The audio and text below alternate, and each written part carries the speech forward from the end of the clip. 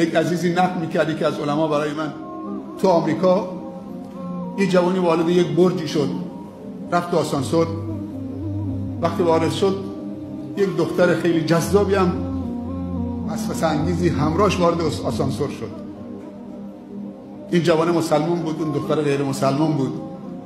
این جوان تا اومد دید که اینم باش داخل شد، چشمش انداخت پایین، فقط به زمین نگاه میکرد. ولی این دختر هر کاری کرد که چشم این رو بدزده و متوجه خودش بکنه، این چشمش حرکت نکرد. میخواست بره پایین، دختر دنبالش دوید، صداش زد بیست ایستاد، ولی نگاه تو صورتش نکرد. ملتی سر و کله رو دارن میشکنن که من یه گوشی چشمی به اونها بندازم. حالا من دنبال تو هم، تو بی‌اعتنا شدی به من. گفت دین من اجازه نمیده. گفت دین چیه؟ دین من اسلامه. گفت من میخوام بر دین تو وارد بشم.